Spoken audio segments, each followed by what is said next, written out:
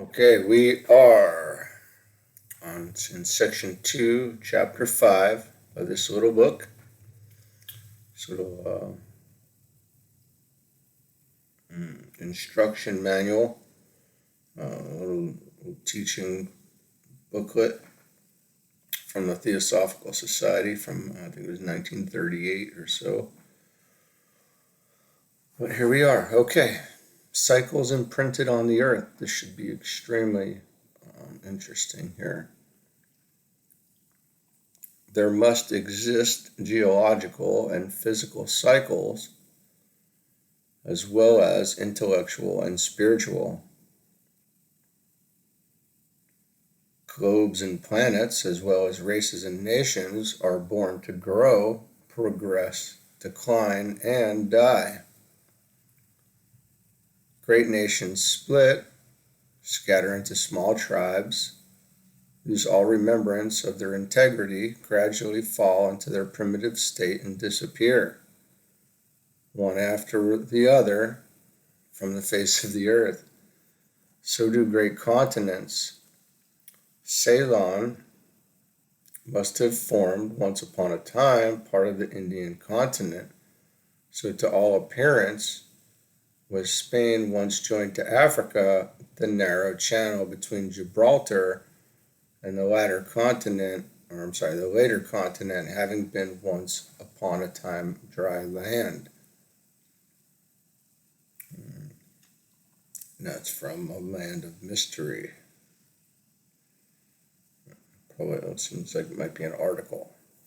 Geologists are well on their way towards finding additional and convincing evidence that this good earth of ours has preserved records of colossal events in her wonderful career as a man-bearing planet.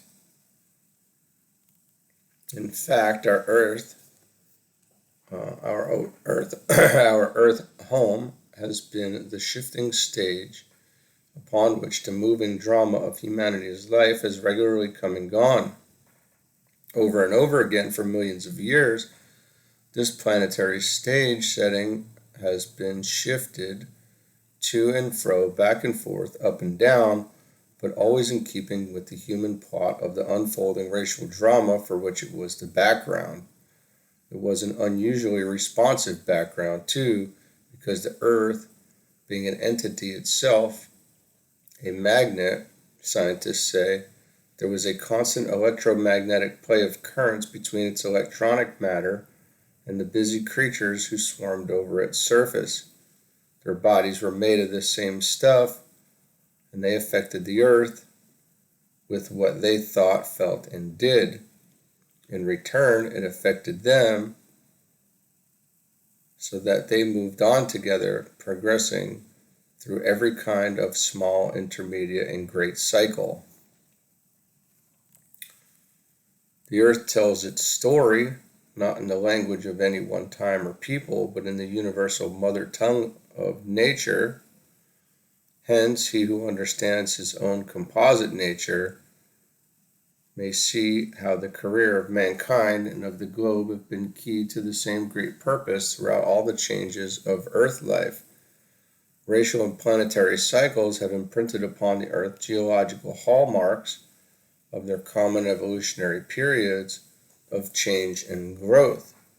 Therefore, the geologist who interprets his fund of scientific data in the light of planetary history as given in the Secret Doctrine will find evidences of cyclic periods of Mother Earth's growth as plainly recorded as the annual rings and cross-sections of gigantic trees. The detailed record has been kept from age to age by the White Brotherhood and sacredly guarded in teachings of the mystery schools. Enough is now given out to answer the moot questions of racial and planetary evolution. Agassiz,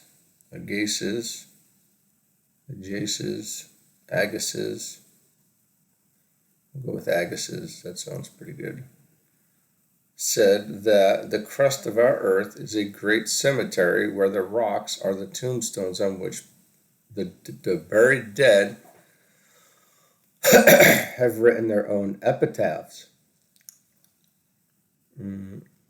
This quaintly somber reading of the geological data of humanity's earlier rounds of experience is enlivened by the theosophical story of humankind's re-embodiments.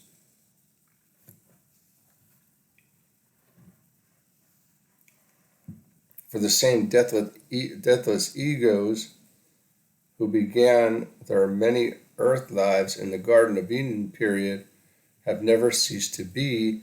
Even now, some of them may be incarnated among the geologists who are studying the imprinted records which Mother Nature kept of their planetary childhood and youth.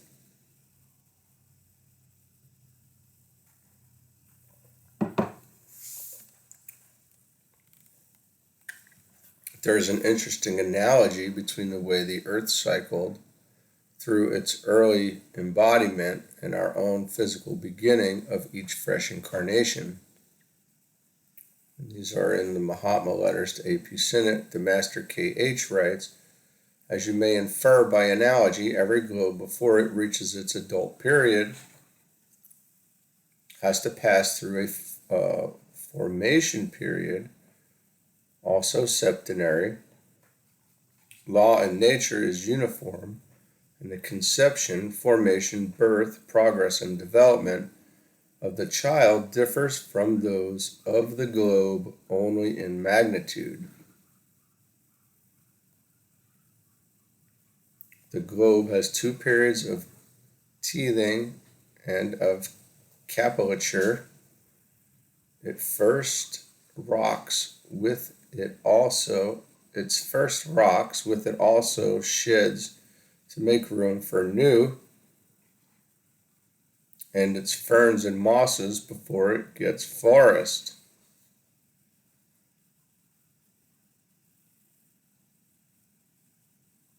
As the atoms in the body change every 7 years, so does the globe renew its strata every 7 cycles.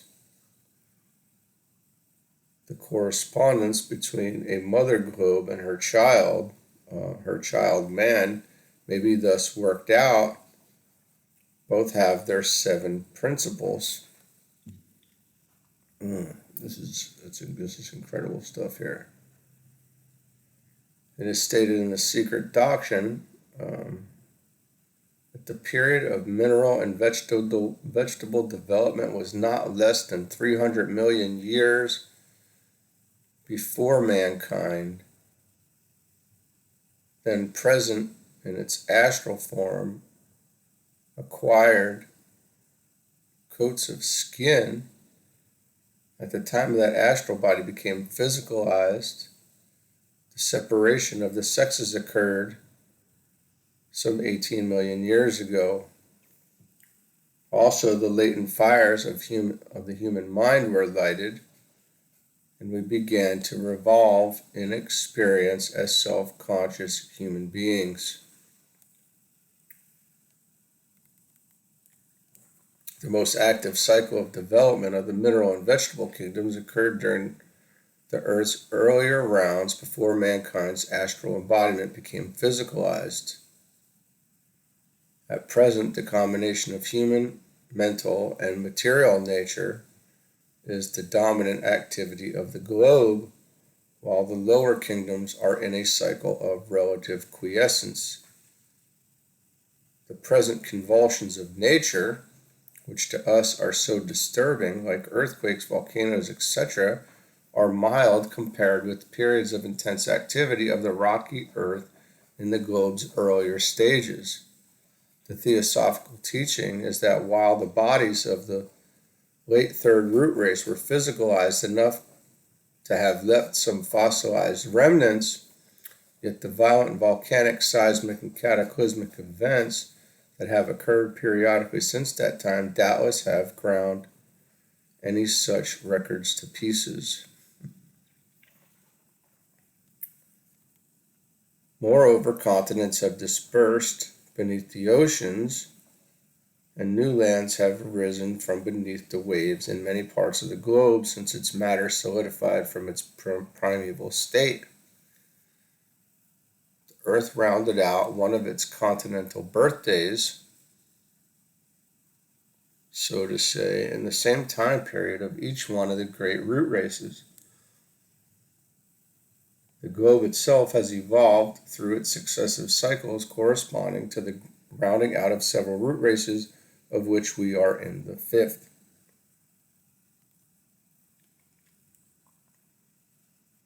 Of course, neither the root race nor the continents which they specially inhabited were always sharply defined, any more than our birthdays mark sudden and complete changes in our body or in our character.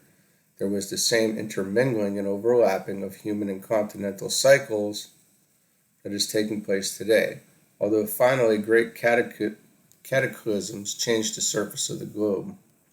These convulsions wiped out the degenerate portion of the root race.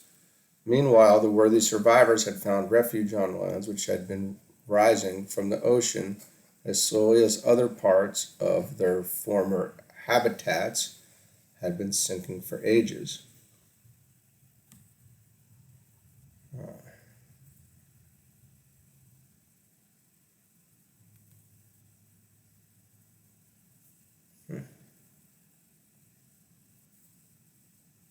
Nature's preserving itself here. A haunting memory of these momentous events in racial history is the basis of similar tradition among all peoples. H.P. Blavatsky points out that worlds, also races, are periodically destroyed by fire, volcanoes and earthquakes, and water, in turn and renewed. It is a doctrine as old as man. Manu, Hermes, and Chaldees, all antiquity, believed in this. Twice already has the face of the globe been changed by fire and twice by water since man appeared on it. As land needs rest and renovation, new forces, and change for its soil, so does water. Thence arises a periodical redistribution of land and water, change of climate, etc., all brought on by geological revolution and ending in a final change in the axis. There is a secular change in the inclination of the Earth's axis, and its appointed time is recorded in one of the great secret cycles.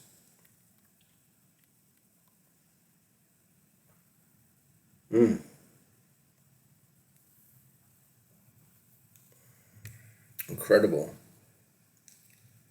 Naturally, the intimate relation between human nature and Mother Nature would make so important an event as the beginning and ending of great human cycles coincident with planetary changes. Not so much, or maybe, right? Always, and maybe that's the proper word. I'm sure it is, but I'm just saying it goes along with it. Always and everywhere there is the combined action of the laws of karma, cause and effect, re-embodiment, and cycles. These laws rule not only in human life, but in the life course of every atom of matter as well. Thus it is that the whole mass of matter constantly changes at the same time and exhibits alterations analogous to change through which man, the thinker, is passing. These concurrent evolutionary changes of mind and matter are consistent with the fact that all matter is alive and, in some degree, is conscious, though mankind only is self-conscious.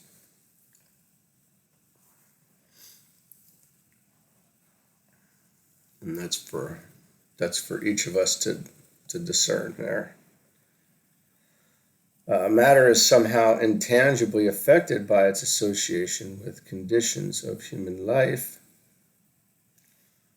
For tangible evidence of human influence upon earth material, contrast the complicated equipment of 20th century American life with the native Indian's simple demand upon nature's supplies in his day. These two peoples, with similar bodies to feed, clothe, shelter, and transport are ages apart in their viewpoints, both of which have been reflected upon the same country.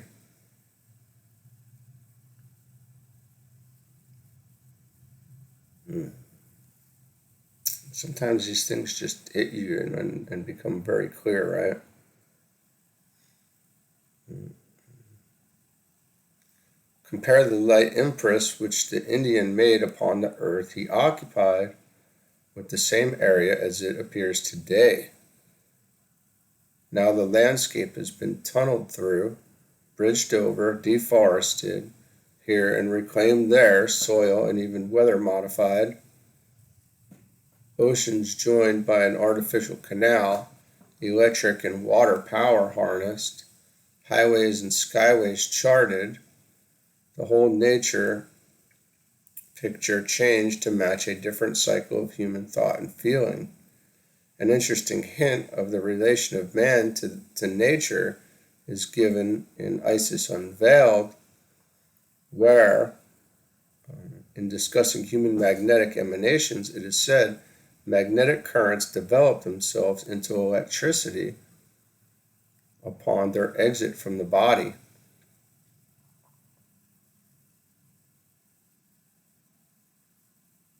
In view of this interplay of forces, it is easily seen how a continued and unbalanced flow of certain magnetic human emanations would periodically reach a point of tension with a violent reaction upon the globe itself. The physical effects would result through electrical and other fluids acting with the gases on the solids of the globe. The exploding point, so to say, would coincide with the change of a great cycle, producing violent convulsions in the forms of earthquake, floods, fire, and ice. William Q. Judge goes into this at some length in the Ocean of Theosophy, where he says, at the intersection of the great cycles, dynamic effects follow and alter the surface of the planet by reason of the shifting of the poles of the globe or other convulsions. This is not a theory generally accepted, but we hold it to be true. Man is a great dynamo, making, storing, and throwing out energy, and when masses of men composing a race thus make and distribute energy, there is a resulting dynamic effect on the material of the globe which will be powerful enough to be distinct and cataclysmic. That there have been vast and awful disturbances in the strata of the world is admitted on every hand and now needs no proof. These have been due to earthquakes and ice formation so far as concerns geology, but in respect to animal forms, the cyclic law is that certain animal forms now extinct and also certain human ones, not known but sometimes suspected, will return again in their own cycle. Since Judge wrote this in 1893, evidence of ancient areas formerly covered with ice have been found in tropical sections of Africa and elsewhere, showing that these were once polar regions. The theory of the shifting of the poles is now commonly accepted by scientists. The ancient teaching is that in addition to alterations of the warm ocean currents and the hot magnetic currents of the earth, cataclysmic effects include alterations of the poles which have been inverted several times. Each time there was a complete change of the earth's surface, alternately affected by fire and water, upon which event is based the biblical story of the Noahic. I don't know how to say that. The floods of Noah. Noah and all living things in the ark stand for the surviving men and things of the doomed fourth root race, which were the beginnings of the succeeding root race. This story of our deluge, recorded from the remotest antiquity, is a universal tradition that is found in beliefs of so varied nations as the Peruvians, Aztecs, Chaldeans, Chinese, Egyptians, Phoenicians, Hindus, etc., as well as among primitive peoples. Geology proves that the polar regions were once warm and flourishing countries, And theosophy tells us that mankind was even then present and embodied. Both Arctic and Antarctic explorers have found fossils of subtropical plants in very high latitudes, coral that flourished on the shores of Greenland, etc.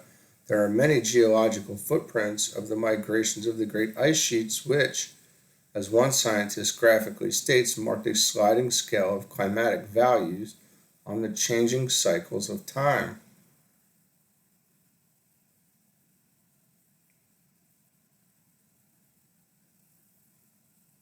Yeah, okay, that's a graphic statement there.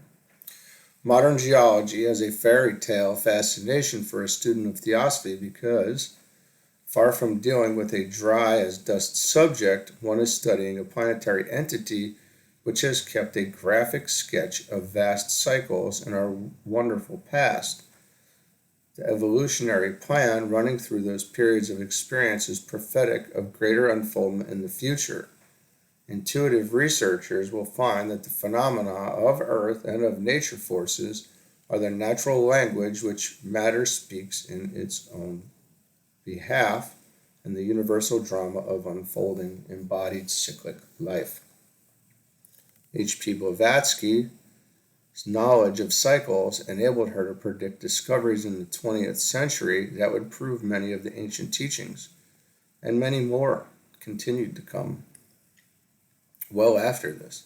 Here, explanations of the rounds and races and the continents they inhabited did not fit in with the current theories, and in her day, they were then thought to be wholly lacking in tangible proof. Nonetheless, anthropologists are slowly pushing back the dates for prehistoric humanity, while a few scientists are examining the idea of Atlantis seriously. Moreover, observations such as marine explorations reveal many changes in the elevation of the waterline, which seem to be part of the universal ebb and flow of things. Of course, it is well known that changes in elevation are going on now in many parts of the earth. Some of the American coasts are slowly rising, while others are going down. The Himalayas and the California mountains are steadily rising, etc., all of which is in keeping with the overlapping and intermingling of great and small cycles, both in the history of root races and of continents. Even today, an overlapping geological cycle dating back to the third root race includes parts of California, Ceylon, and Australia. These geologic evidences of conditions which we and Mother Earth have passed through together have something more than a scientific meaning. Looking backward, they give us a mountain peak perspective of the soul's continued journey. The background of spiritual purpose of the whole picture dignifies and ennobles the pathway of our everyday life. The past, present, and future are the eternal now for the inner self who cycles beyond the limits of time into limitless eternity. Each person is told in the voice of the silence. Page 31.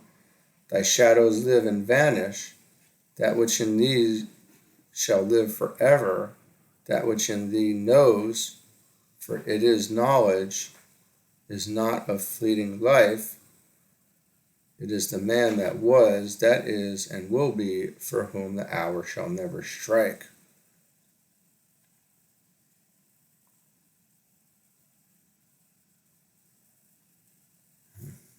Okay. Now we're on to chapter 6, which is recurring civilizations and archaeology.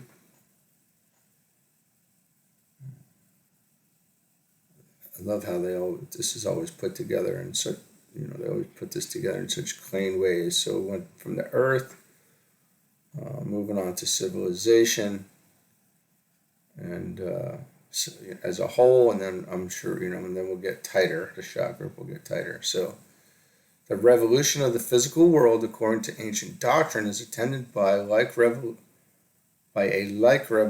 in the world of intellect. The spiritual evolution of the world proceeding in cycles like the physical one.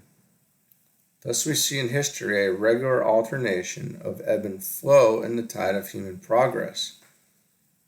The great kingdoms and empires of the world, after reaching the culmination of their greatness, descend again in accordance with the same law by which they ascended, till, having reached the lowest point, humanity reasserts itself and mounts up once more, the height of the attainment being, by this law of ascending progression by cycles, somewhat higher than the point from which it had before descended. And this is, I've heard this talked about quite a bit.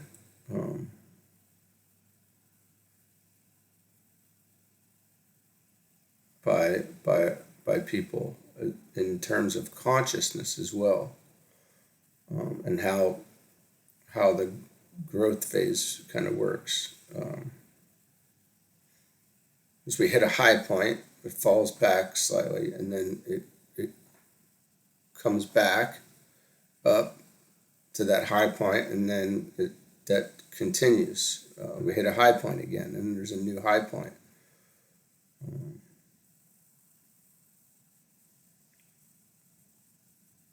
Or we could say there's a high point and then it's grounded, and then there's a new high point. And there's different ways to look at it, but this is interesting. That it would, this is the cycle for the whole thing. Human progress, the kingdoms, empires, worlds. This is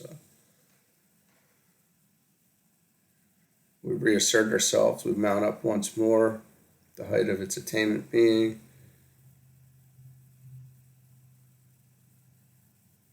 Somewhat higher than the point from which it had before. This is great. Okay, but these cycles, wheels within wheels, do not affect all mankind at one and the same time, as explained in the racial division of cycles.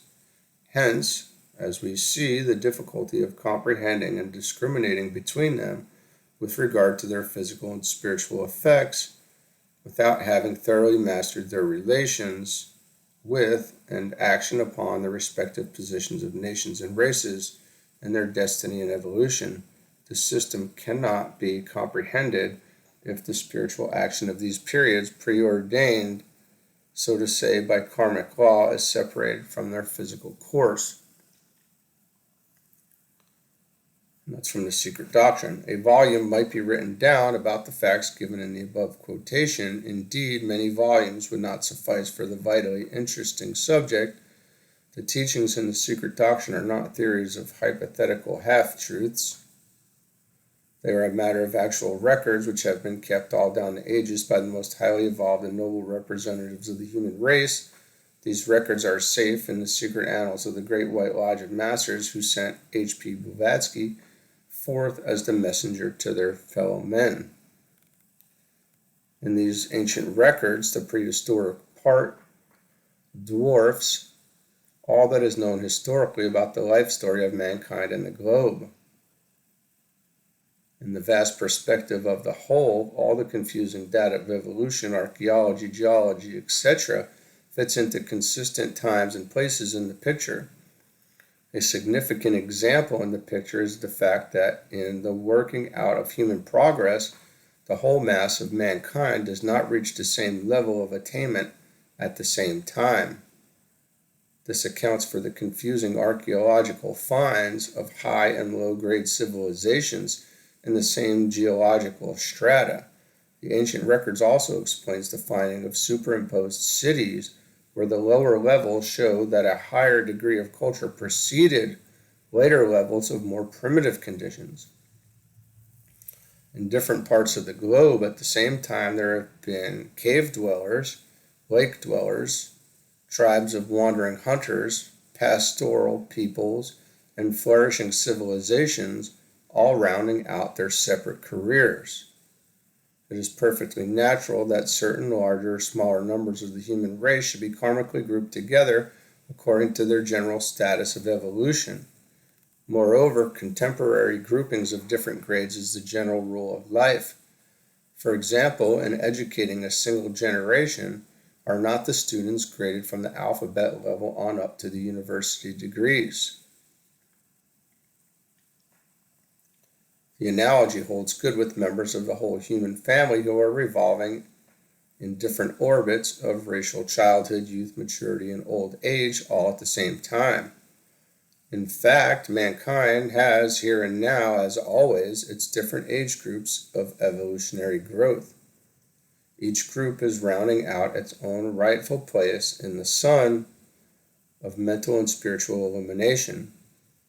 It is all as natural as that the day should be dawning at one place, while the sun is at full meridian at another, is setting at the third, and only faintly reflected by the midnight moon at the fourth quarter of this one world. Evolution is but another word for cyclic law. The race does not move in mass in an end-on evolution. That fact is evident in watching the same tide of human development, which is both ebbing and flowing at different places of the modern world. The contrasting levels would speak for themselves to an observer now that aviation and radio are bringing the ends of the earth together. And imagine, what they would be thinking today. Imagine the aviator filming a bird's eye view of the human conditions which he flew over as he circled round and around Mother Earth. He would find between the most contrasted types living pictures of all the mental, moral, and material strata from savagery to civilization. In fact, if this modern world were suddenly overwhelmed by a cataclysm and preserved in status quo like Pompeii, the far distant archaeologists would find a buried past as paradoxical as the present excavators do in looking backward. Just as where were they talking about? Pompeii.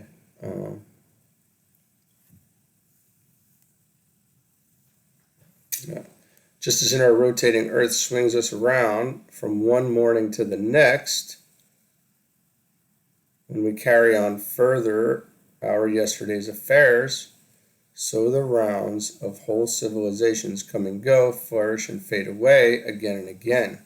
Each reincarnating ego is attracted back to Earth karmically at the time, to the place, and in the conditions where it can take the next step on its journey of becoming humanly perfect.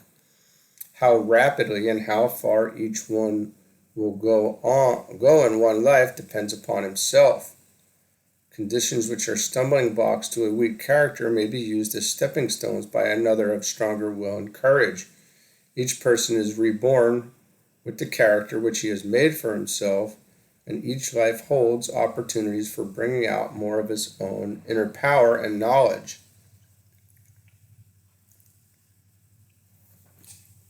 The karmic law makes no mistakes in grouping individuals together at any stage of any kind of culture.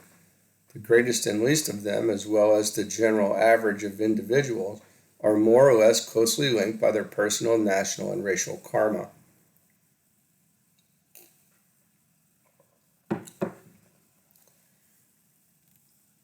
The recent unexpected findings in various places of a series of superimposed cities of different grades of culture are evidences of the living ebb and flow of human affairs in one or another country.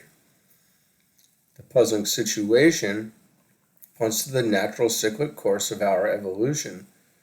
These finds are the common home sites of people of different degrees of development, and they were separated layer from layer by the dust of ages. The question is not only who were these forgotten peoples, but why were they all drawn to the same place to settle? It may be that it was a favorable site for the general interest of a community. Possibly a number of them reincarnated in several strata of the series. Most likely each level was a lesser round in some larger cycle of a purpose working in the whole series. In that case, the first city would leave behind something of its influence.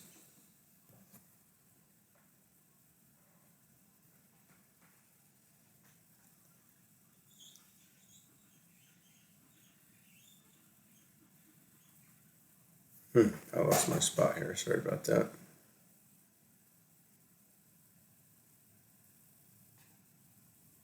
which unconsciously attracted after coming men collectively to settle there. Okay, so the first city would leave behind it something of its influence, which unconsciously attracted after coming men collectively to settle there. Thinking man leaves his impression on something more than the material earth. The vital impress of his own inner life of thought and feeling is reflected in the surrounding astral life, which retains all these pictures. Thus, besides the tangible relics which mark the levels of recurring habitations, the inhabitants must have impressed the locality with a certain psychomagnetic quality which had an intangible attraction for other minds and hearts. Much has been done in discovering these old sites since H.P. Blavatsky wrote of them in 1888. And this is what, psychometry? Psychometry? I believe that's what that's called. Tradition asserts, and archaeology accepts the truth of the legend that there is more than one city now flourishing in India. More than one city now flourishing in India, which is built on several other cities, making thus a subterranean city of 6 or 7 stories high.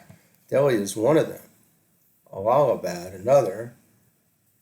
Examples of this being found even in Europe, in Florence, which is built on several defunct Etruscan and other cities. And that's from the Secret Doctrine. Some of these buried cities are helping us to realize that much which has stood for traditional events and mythical figures was founded on actual history of an unrecorded past. For instance, it is reported that the oft-quoted hill of Hisarlik, where Troy stood, is now revealing the site of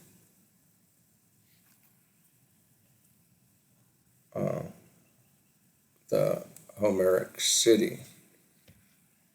Just one second. Okay, so for instance, it is reported that the oft-quoted hill of Hisarlik, where Troy stood, is now revealing the site of the Homeric city, the 7th from the bottom of a stack of 9 cities that comprise the hill. That's incredible. And I think we're talking about Homer. We're talking about an incredible. Yeah, this is incredible. The same author adds that there are ancient cities in the western world of the Americas which have not even a legendary history. There, all along the coast of Peru, all over the isthmus in North America, and canyons and cordilleras. I don't know if I said that right. In the impassable gorges of the Andes, and especially beyond the Valley of Mexico, lie, ruined and desolate, hundreds of once mighty cities lost to the memory of men, and having themselves lost even in name. As regards prehistoric buildings, both Peru and Mexico are rivals of Egypt, equaling the latter in the immensity of her cyclopean structures. Peru surpasses her in their number. Work of public utilities such as walls, fortifications, terraces, watercourses, aqueducts, bridges, temples, burial grounds, whole cities, and exquisitely paved roads, hundreds of miles in length, stretch in an unbroken line, almost covering the land as with a net. Of the long generations of people who built them, history knows nothing, and even tradition is silent. Whole forests have grown out of the city's broken hearts, and, with a few exceptions, everything is in ruin, but one may judge of what once was by that which yet remains. There is a pathos in that thought of the city's broken hearts, where once upon a time the currents of human life pulsated to and fro, moving with the ebb and flow of hopes and fears, aspirations and desires, joys and sorrows, even like our own. Archaeology is no dry as dust study, when we begin to read and continue the story of human earth life. These excavated homes and temples and battles and battlefields, if we but knew it, are scattered chapters of the history of the past, of our own past. Human nature ever plays the same dual role in the drama of a god living in an animal body. The usual archaeological finds of both altars and weapons everywhere are symbols of the same contrasting impulses that move us today in our forms of worship and conflict. Sometimes merely the fragments of prehistoric pottery excavated from old kitchen middens gave us glimpses of an artistic side to an unknown people's life. Thus, art and archaeology are allied in passing on some evidence of our heritage of that strain of creative beauty which runs in the veins of the human family. How could many of us who are untaught in the arts so often thrill with the harmony expressed in color or line or sound if we had not known and felt the like before? Why should our busy lives ever seem to be, at times, a mere round of drab and aimless days if our inner self had never revolved in some past period of a broader and brighter existence? Our innate ideals are often the spiritual aroma of rounds of experience which the real self remembers. The new brain that is born with each recurring incarnation cannot remember all the details of its own life term, but the enduring soul harvests and stores all that is best in every round. There is both truth and poetry in Emerson's words. What is excellent as God lives is permanent. Hearts are dust, hearts are dust, hearts' loves remain, hearts' love will meet thee again. A subject of perennial interest is the location of the cradle land of mankind. Of course, the continents of the first 4 root races were gone, and new lands were ready when the time was ripe for the present 5th root race of evolving egos to begin its wheeling. The scientific idea that civilization originated where now stretched forth the great plateaus of Central Asia, and the theological traditions of the Garden of Eden both point to the cradle land of our 5th root race. The ancient records tell us of a vast Central Asian homeland with 2 widely separated epochs of racial history. The 5th root race in germ dates far back to some egos then among Atlantean tribes. This early stock left the continent of the powerful sorcerers and migrated in serial surges under spiritual guidance to then rising lands of Central Asia, now the region of the Gobi Desert. Then this vast continental tract was an aggregate of beautiful fertile lands with a mild and equable climate and with outlying islands and countries in the surrounding seas.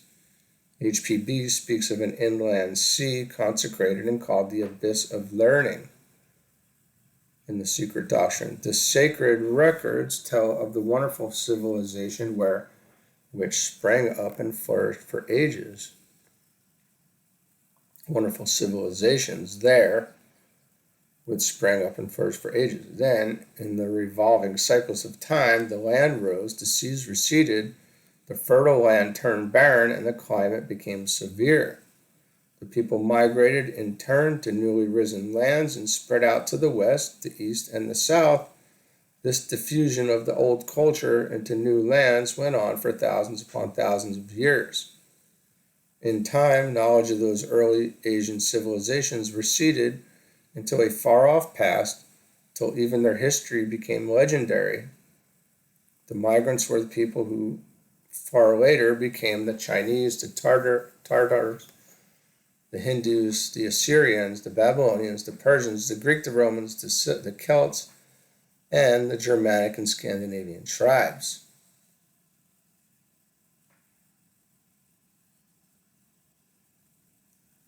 The present archaeological urge to search these dim corridors of the past is timed with a new cycle of spiritual awakening, and of recovery of sacred knowledge of the sublime purpose that runs through unnumbered incarnations. Dr. D. Peruker, in an interesting article from which the above data are culled, says, "Someday I believe that our archaeologists and other scientists delving in the windswept deserts, sandy, arid plains of Turkestan, Persia, Balochistan will uncover remains showing that there was at least a civilization equal of anything we have today. There was a civilization some few thousand years before the earliest history that we know about Greece and Crete in Asia Minor and what is now the arid lands of Persia that would have put to shame anything that ancient Greece or Rome or Egypt or Babylon could show. A civilization gentler, greater even than ours. That was the motherland of the Greek and Roman and Italian peoples. Central Asia is not the cradle of civilization of our fifth root race, but our motherland. To it, the earliest beginnings, when the fifth root race began to be itself as a stock separate from Atlantis, to it, the earliest fifth race colonists went and settled there. It was then a land rising above the waters and from its lofty plains and plateaus. Through age after age, as age succeeded age, the germinal new races tried to work off the deviltry of their own Atlantean forefathers, now rushing to their doom. Protected of karma, protected by the lodge, the early fifth lived there, subrace succeeded subrace, as they slowly climbed from innocence to knowledge, and from knowledge to a modicum of wisdom, and its abuses until now we have reached our Kali Yuga and are beginning to pay. When will men learn that the only road to happiness and peace, to prosperity and increase in possessions, both spiritual and material, is obedience to the spiritual and moral laws and service? Selfishness defeats its own ends." And that's from, it's interesting when I read all these books from different people, they all have their own style. So when there's a lot of quotes in these books, it's like going from one style to another. You get to know some of these authors, like Alice Bailey is writing. I read that and it's very clean, and I get a real feel for her words. Where you'll be able, because I've read so much of it, you can almost finish your sentences in the same manner as they were written. But when I start reading these other people, it's like walking into a whole new mind with their own idiosyncrasies and stuff. So it's tough sometimes. All right. So these glancing headlights on a wonderful past in Central Asia appear to our intuition as events belong to our individual history. The average you and I have been egos in this human life wave from the beginning. Looking back, one's mental horizon expands with thought of the endless revolving of wheels within wheels of our past lives. The many incarnations have been mere epicycles along the great spiral of this fifth root race, which is still in its prime. Our imagination pictures this Asian focus of civilizations broadcasting its human life and light by way of those migrant groups whose cultures evolved into the characteristic types of different nations. In time, there must still be recurring points of contact between the egos who there took separating paths for one or many lives.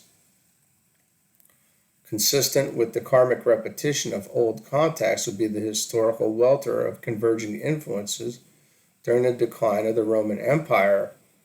At that period, the fixed forms of belief and custom became fluidic and unsettled.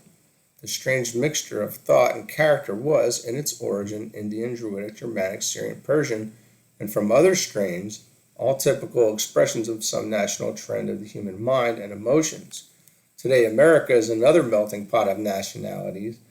Are not the age-old contacts being renewed again, this time with peculiar responsibility to profit by past mistakes and to build more wisely for the common good, especially in the New World? Life in the precocious generations is fluidic, restless, dynamic, seeking, sensitive to impulses that go far, right or wrong. Because present world conditions were foreseen, provision was made for spreading abroad such a light of liberating truth that, in the sign of the times, we may read of the real issues being worked out.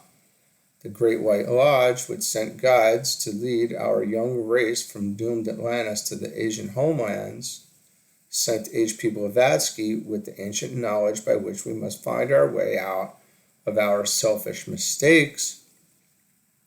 Our humanity has outgrown its irresponsible infancy, and it must round this turn of the cycle with self-conscious will and the right motives. Surely. It was part of the great plan for universal brotherhood that the fresh land of the New World was to be the birthplace of the Theosophical Society. It was not chance that a century earlier, the obverse side of the United States seal was subscribed with this, than it was that a new order of ages was started on in its grand round upon the upward race.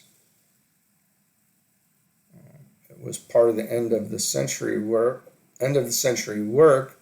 for humanity that is brought out from behind the scenes. Let's just look it up and see, make sure we understand what it means again, because I don't want to miss anything.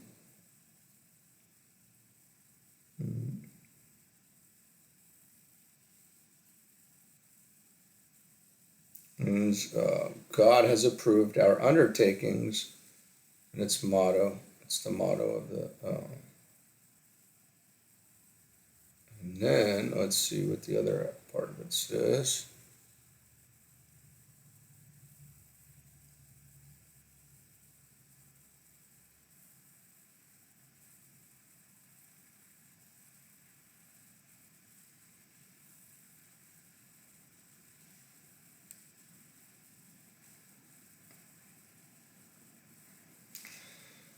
And that means a new succession of ages. Very interesting. When it was that the new orders of ages was started on its grand round upon the upward arc, it was part of the end of the century work for the humanity that is brought out from behind the scenes. Timely efforts were also being made in Europe to warn those in power of impending disaster. The messengers tried to awaken the many who pursued secret methods of gaining wealth and power and long life, that the real philosopher's stone was the faculty within our own spiritual nature. But the warnings and the noble, extraordinary work of Cagliostro, Mesmer, and Saint Germain were understood only by the few.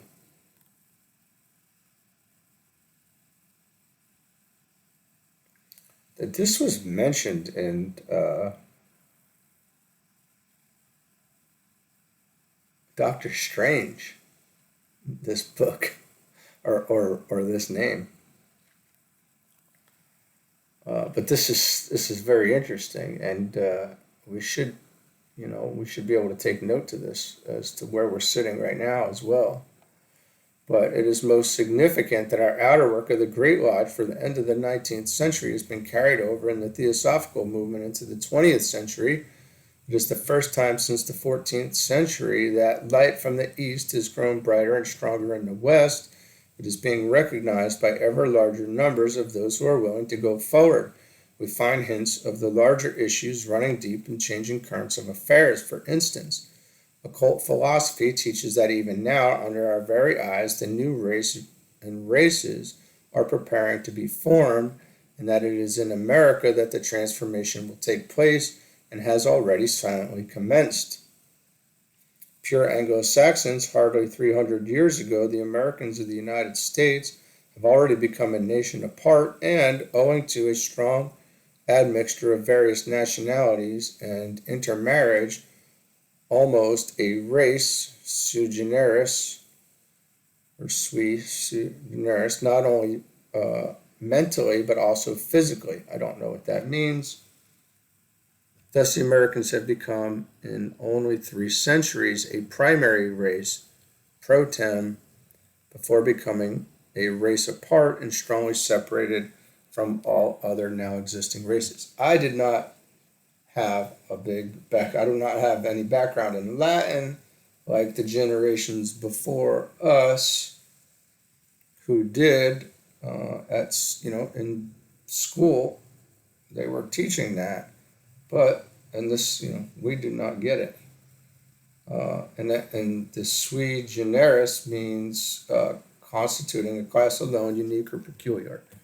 So, then primary race.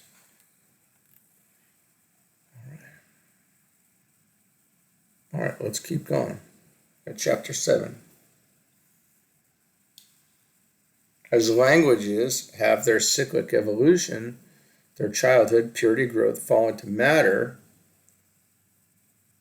admixture with other languages, maturity, decay, and finally death, so the primitive speech of the most civilized Atlantean races, that language, which is referred to as Rakshasi Bhasa in old Sanskrit works, decayed and almost died out, while the cream of the fourth race gravitated more and more towards the apex of physical and intellectual evolution, thus leaving as an heirloom to the nascent fifth, the Aryan race, the inflectional, highly developed languages and agglutinative decayed and remained as a fragmentary fossil idiom, scattered now and nearly limited to the Aboriginal tribes of America.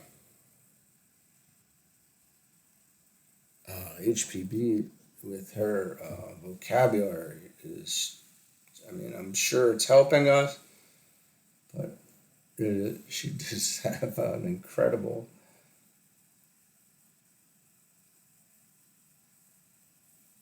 the clumping together. Okay. Clumping together, decayed and remaining as a, okay. That makes sense there.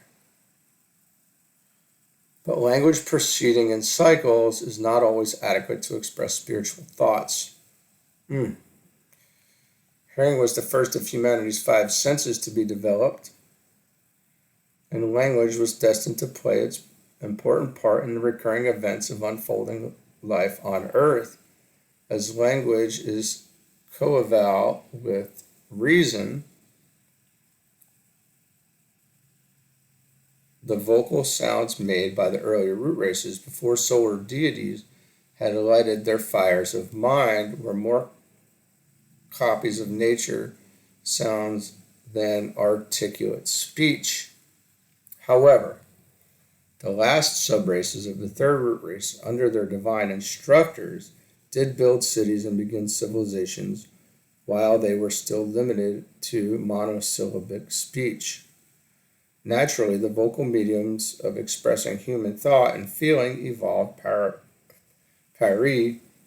passive, as we found yesterday. We looked that up, and I don't remember what it meant. With the cyclic expansion of consciousness. Thus, as human beings gradually rounded out more and more of their human nature, little by little they gained the means of finding a wider range of vocal expression.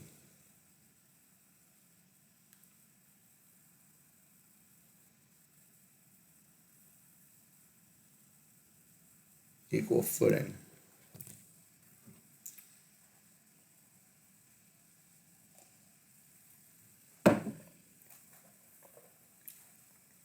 Pari passu means equal footing. We found that out yesterday too.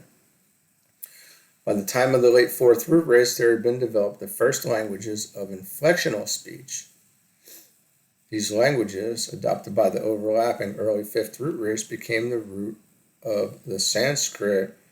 The Devanagari script was invented by the Kabiri. H.P.B. says of her great work, The Secret Doctrine, that in writing it, the attempt to render in a European tongue the grand panorama of the ever periodically recurring law impressed upon the plastic minds of the first races endowed with consciousness by those who reflected the same from the universal mind is daring, for no human language save Sanskrit, which is that of the gods, can do so with any degree of adequacy. Okay. The ancient origin of Sanskrit is given in an article entitled Was Writing Known Before Panini, and is found in 5 Years of Theosophy.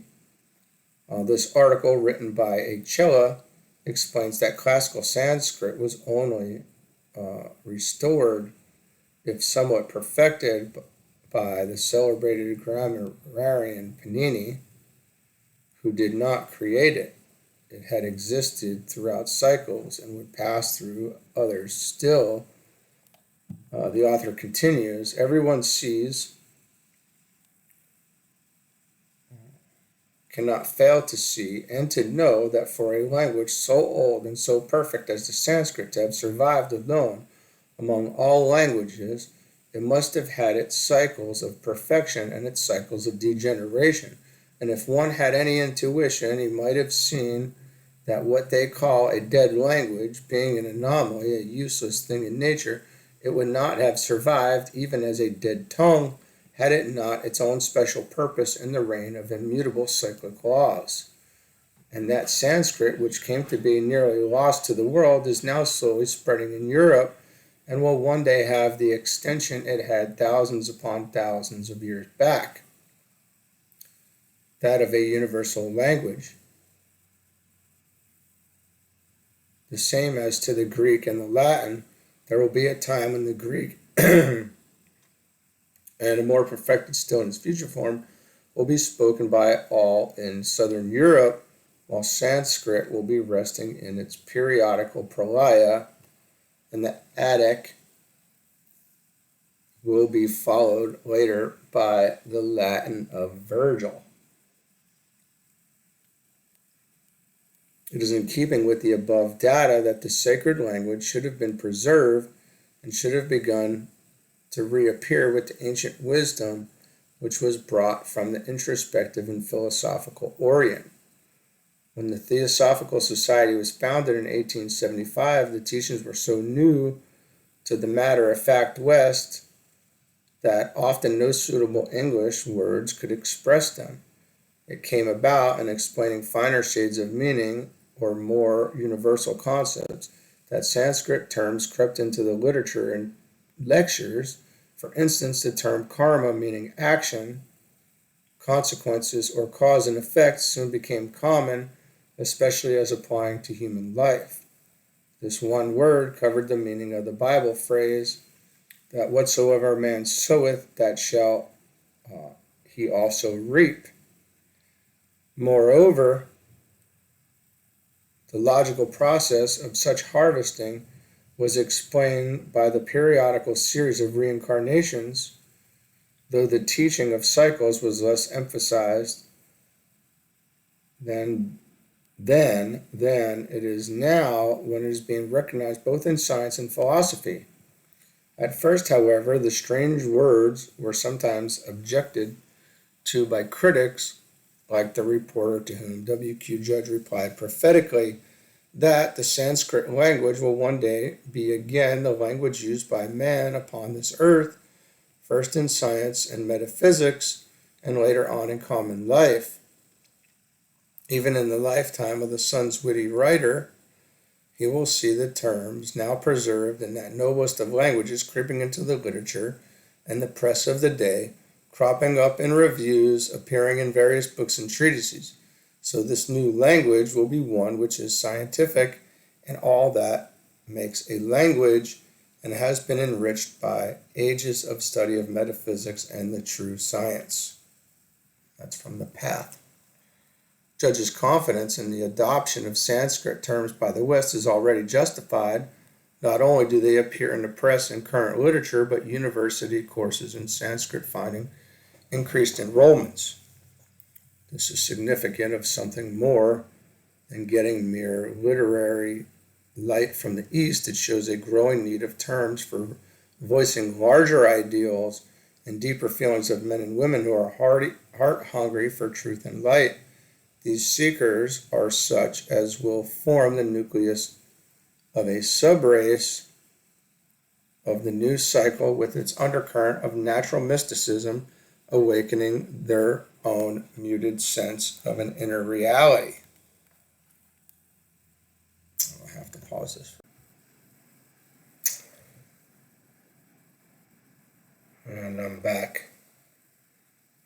The revivifying of this ancient tongue makes for a better understanding between the thinking world of the mystical, introspective East and that of the practical, intellectual West. The two have much of value to share with each other and reap mutual benefits thereby.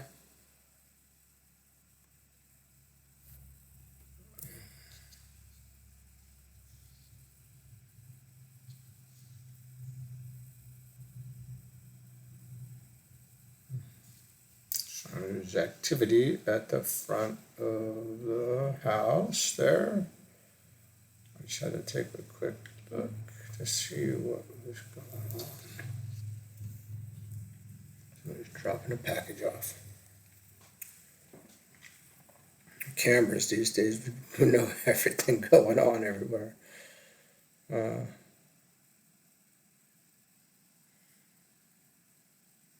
The two have much of value to share with each other and reap mutual benefit thereby. It was HPB's understanding of the inner treasures of truth possessed by India's learned pundits, which gave her and her work the support of some of their best native scholars and cultured citizens.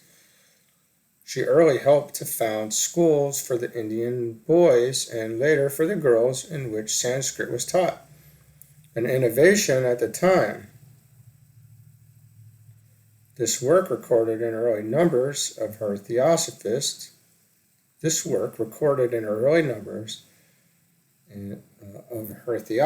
it is significant of her methods in founding a nucleus for a universal brotherhood. Instead of bringing a new religion or an alien philosophy to different peoples, her appeal to each was to awaken them to the hidden, liberating truths in their own teachings. The vibrations of her keynote of international understanding have been kept alive by her students ever since. Absolutely. And still, this keynote rings stronger and clearer than ever today, a saving minority of harmonious vibrations in a chaotic world.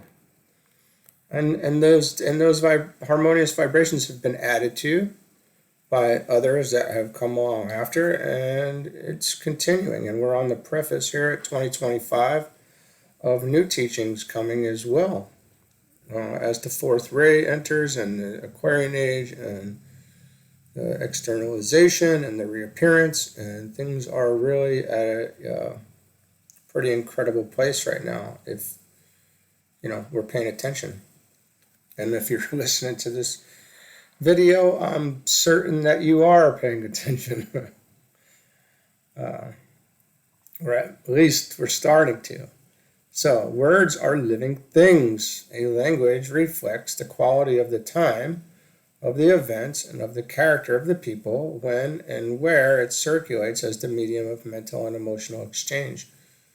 An everyday instance is noted in the way the restless, vivid, intensive strain in modern life is finding typical expression in newly coined words and catchphrases.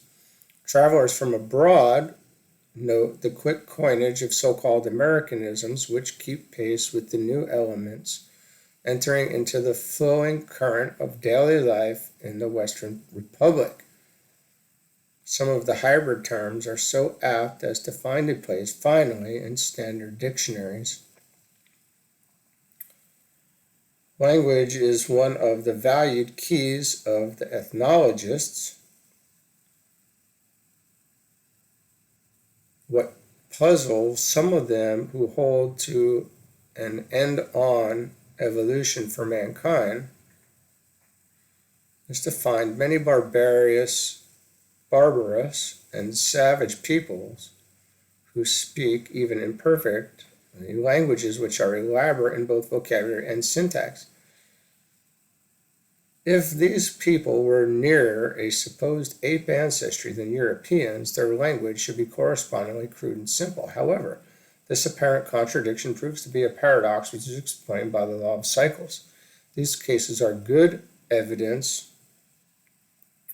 of the spiral evolutionary course pursued through great rounds and races. These people are moving on the last turn of a wheel of untold antiquity. It is noted that the Australian natives, for example, use a complicated grammar with 3 genders. Presumably, these egos now incarnating in a disappearing race are finishing the final curve of a downward cycle dating back to old Lemuria, of which Australia is a remnant. These echoes of former greatness point to the long ages which these egos have spent in fulfilling the law of sowing and reaping. For us, too, they are words of warning. They are tragic evidence of the essential nature of ethics in the fabric of the universe. Right and wrong are not human inventions, but are part of the universal law of balance and harmony. The law of retardation slows the wheel of our progress when we break the moral law of our own being. Likewise, nature, on her part, calls a halt by means of sickness or even death when we persistently break her laws of health. When she halts us with sickness, where we are on the wrong course, the pain and limitation are her stop signals, lest a worse thing befall us. The cultural echoes in the life of these peoples hark back to their past experience, both in cycles of growth in true wisdom and in periods given over to evil magic. In some degree, do we not all vaguely feel at times a sense of having attained to better and to worse things than belong to this life? Emerson points out in his essay on history that man is explicable by nothing less than all his history. And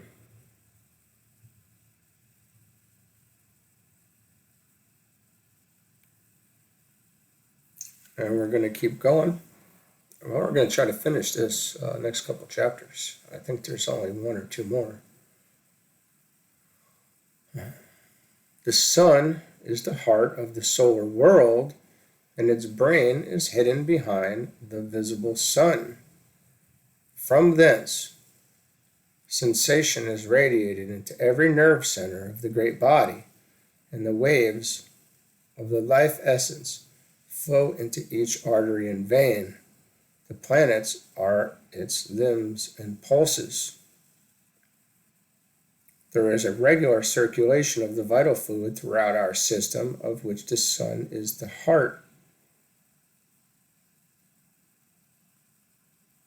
The same as the circulation of the blood in the human body. During the Manvantaric solar period or life, the sun contracting as rhythmically at every return of it as the human heart does.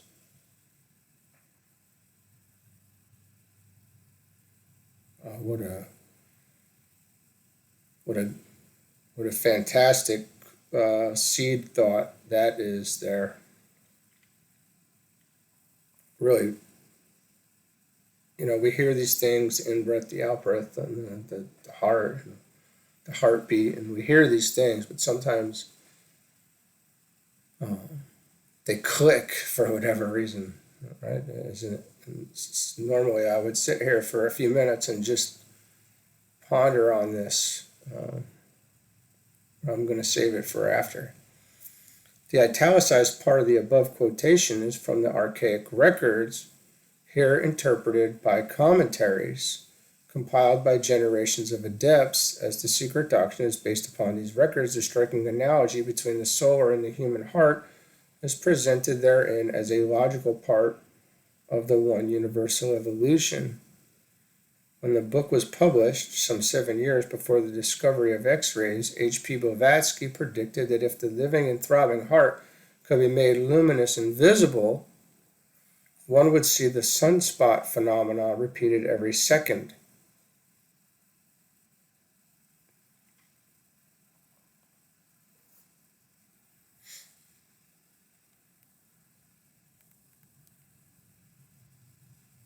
Today, the growing interest in and the deep study of sunspots and of electromagnetic and other influences of the celestial spheres open the way for still other of the ancient teachings which relate man to universal nature.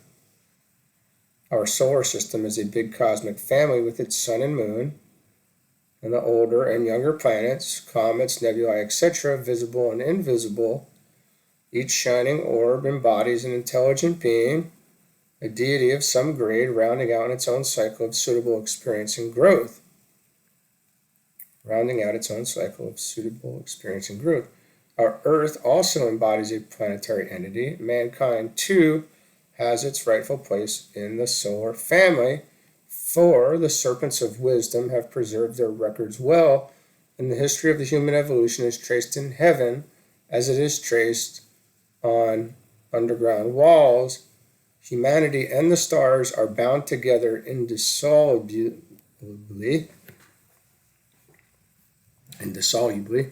because of the intelligences that rule the latter.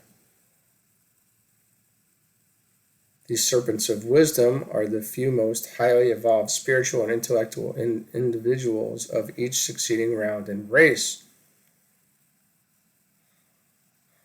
Could you call them dragons? Could we call them a dragon at this point? I think maybe we could. I don't know. Through the initiation in the mystery schools, they have learned to verify the inner teachings about man and the universe. The divine instructors of early humanity had directed men's minds to the invention of all the arts and sciences through which the creative impulse again comes forth and operates in recurring civilizations. These teachings included laws and legislation, architecture, metallurgy, agriculture, the medical use of plants, various modes of magic, astronomy, etc. Echoes of all these things have remained in the Earth's inner atmosphere and are the source of the innate ideas that haunt our minds. Each ego must round this part of the cycle of constructive knowledge by becoming aware of it within himself.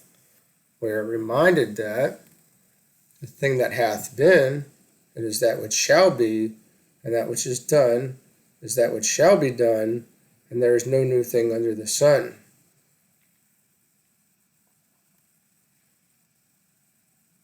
Every human being has a background of infinity and a limitless future. Well, enough said. We can just shut the book right now and go about our day, as long as we can register that in our awareness, right? I mean, but we don't. We keep going, even if we can register it. We have to bring this information to others, right? So to have reached the human stage means that we were all in the majestic procession, which started with our Earth's life cycle. Then it was that the morning stars sang together and all the sons of God shouted for joy. Among those rejoicing at the birth of this infant humanity were our spiritual ancestors who had perfected their human cycle long ages before. They are aware of karmic relation to us, which calls for their help in following them on the destined way. The unity of man and nature is given voice in Locksley Hall, where Tennyson says, "Yet I doubt not through the ages one increasing purpose runs, and the thoughts of men are widened with the process of the suns." In keeping with the Earth's cycling onward, astronomers' advance in knowledge and technique has enabled them to reach out into new regions of space. They are finding many extragalactic systems, all evidently revolving and evolving on their own pathways as we are on ours. This is added evidence of intelligent direction and common purpose everywhere. The very thought of it broadens the mind that can see here the working of universal law. Moreover, the harmonious and orderly interrelations of the countless orbs point to the essential nature of cooperation and ethics in the universe itself. The path of the celestial bodies are spiral curves of the utmost complexity. Moreover, as our sun moves around its orbit, it brings its whole family of revolving globes into new regions of space where they have never been before, nor will they be there again. New conditions of mind and of matter and of their influence are met and intermingle with those of the receding past. There is the cycle of 25,920 years during which the solar family travels around the zodiac, of which each sign has a different influence upon the earth and upon us. Speaking of this, in 1887, HPB said that when in a few years we entered the sign of Aquarius, psychologists will have some extra work to do, and the psychic idiosyncrasies of humanity will enter on a great change.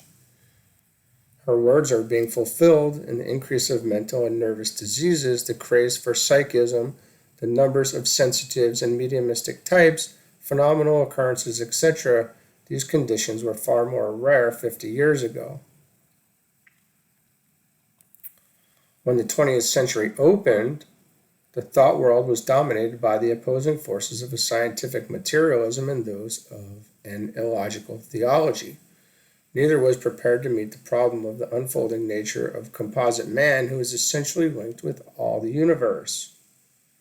Nor did both together make provision to meet the psychological phase of evolving humanity, which is manifesting in the disorders now confronting physicians, statesmen, publicists, and indeed individuals and nations generally. In short, the selfish, egocentric view of men and nations today is logically and morally on par with the medieval belief in a flat earth as the center of attendant globes.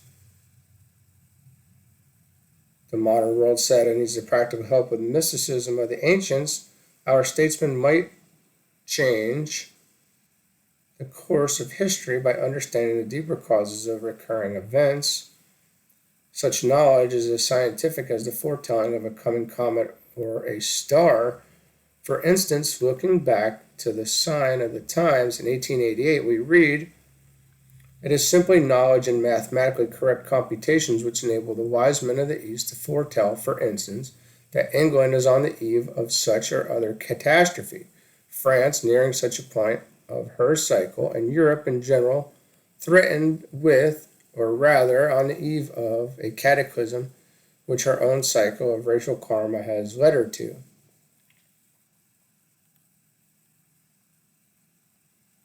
And we look at our astrology to see where we're at today as a country and humanity here, and we work through these things with,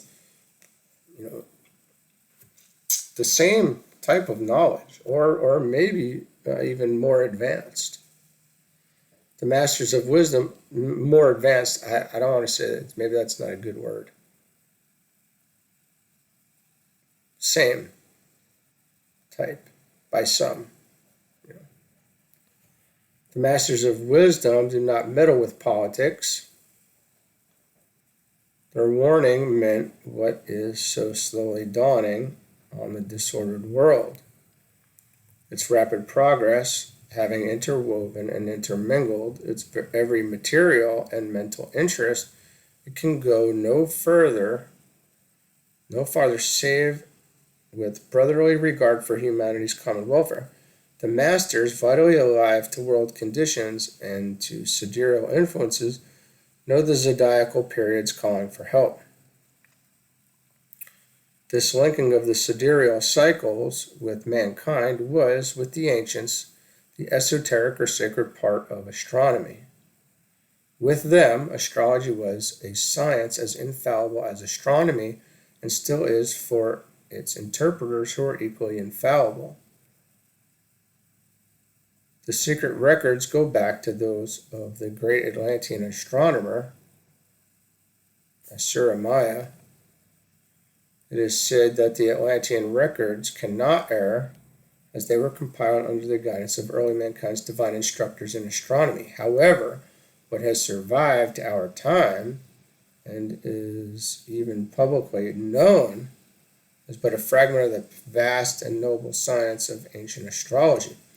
The ancients, considering the position and influence of all the heavenly orbs as bodies of intelligent entities, this knowledge manifestly is beyond the attainment even of the many intelligent men and women who feel the appeal of the starry spaces and are looking there for more light on life here.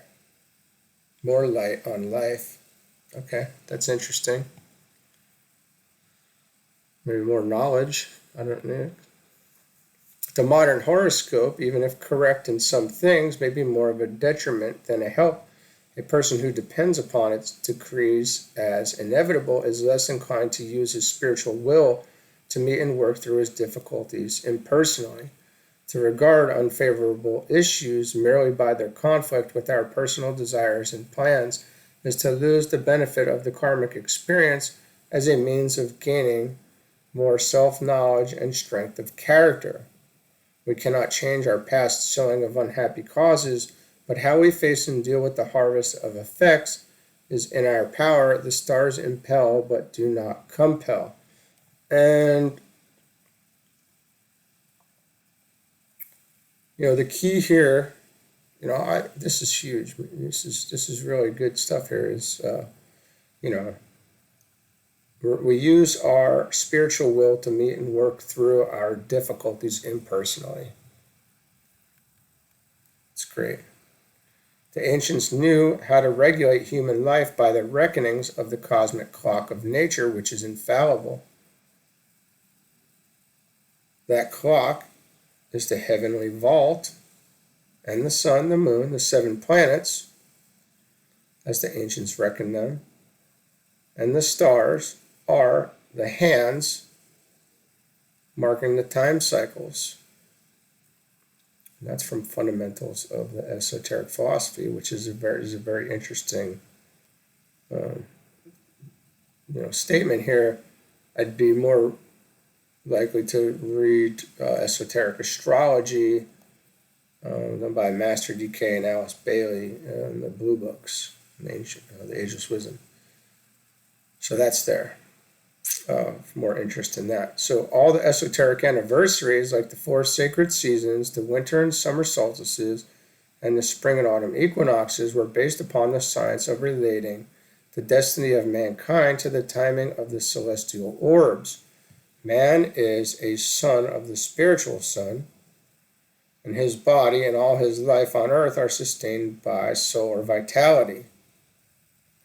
Man is an embryo divinity, even as the divinities were once men in their aeonic evolutionary cycle of self-becoming.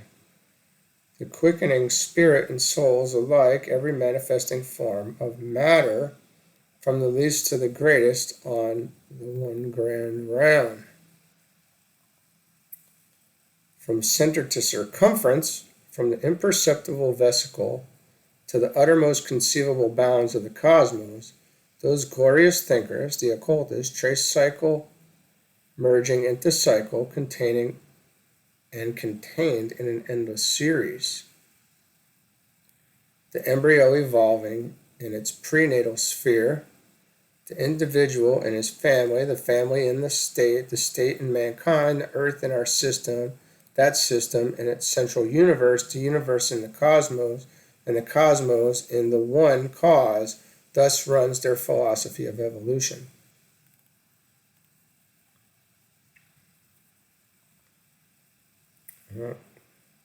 We're at the conclusion now. This is relatively short here. So in conclusion, the Doctrine of Cycles as presented in this manual for inquirers is by no means completed. Further theosophical study based upon the different aspects of the subject in the several chapters will repay specialists in scientific and in other lines of research.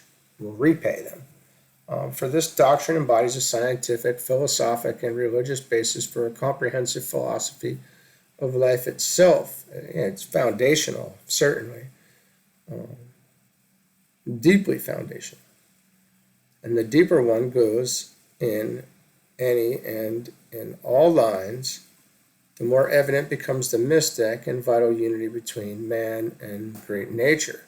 Thus, in the periodic recurrence of human embodiments, with such harvesting of its past conditions as may free the personal field for wiser sowing, the human soul evolves its innate powers with the natural purpose of becoming more than merely human.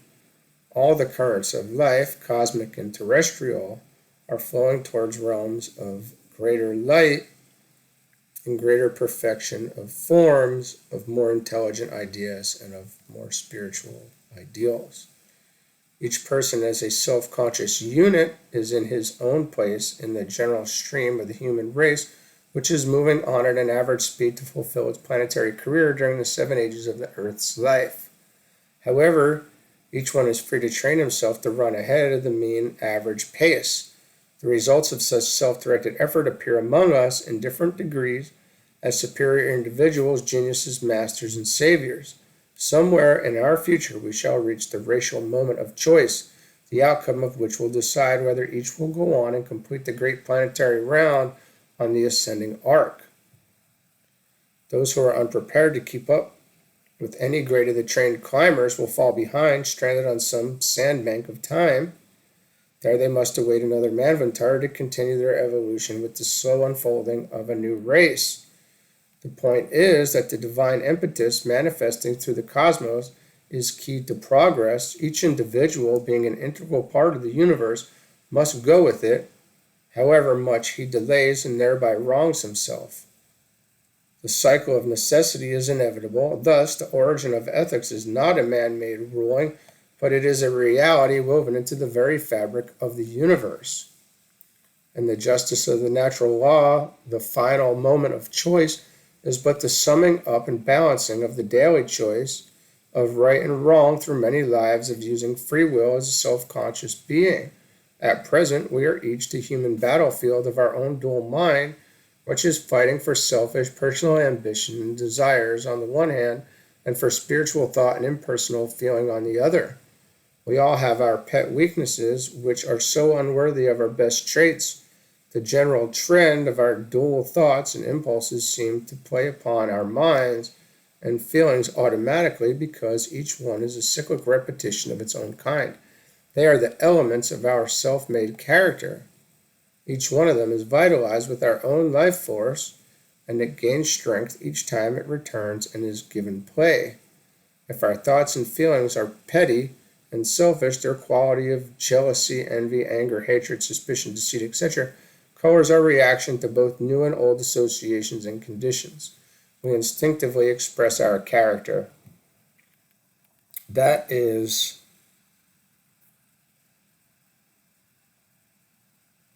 a giant statement right there. Giant, if you ask me. We instinctively express our character. You will know them by their fruits. I'm going to have to pull that out of here. If we have vitalized the opposite traits of generosity, kindliness, sympathy, trust, aspiration, sincerity, and the like, these also return to us on their ennobling rounds. Our dual impulses both use the brain-mind to make out a case for right and wrong in the inner struggles between conscience and desire, right? When we decide aright, our lower nature loses the strength that is gained by our better side. In recognizing this power of creating a noble character, step by step we find opportunities of winning point by point in meeting the routine affairs of daily life. These seemingly small victories unite their force and make us equal to the larger issues which try our souls severely. Even the failure to win at times may count as success, for the person who keeps on trying builds up his moral strength and diffuses something helpful into the very air around him. Every day is a new beginning for all, no matter what the past has been. To unfold, to advance, to become is natural and vital impulse of everything and every being. The most dreary and difficult life outwardly may be a cycle of opportunity for the inner self to show its heroic courage and impersonal power. The soul knows only the soul. The web of events is the flowing robe in which she is clothed.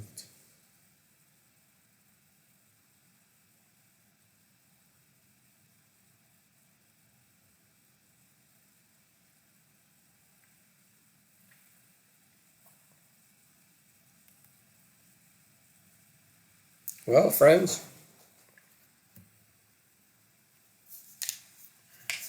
that's the end of this short little study. I'm I'm personally glad to have absorbed this. I think, there was a lot of information in here in a relatively, pretty short study. Um, I don't want to say it summed up the Secret Doctrine by any stretch, but it hit some high points here, and it is a good, short, foundational overview. And with that, you know, um, talking about the cycles and the evolutionary arc and seeing, where this is going, and we are better prepared to make the decisions in our daily life, and from moment to moment and day to day as to how we're gonna flow with this or not.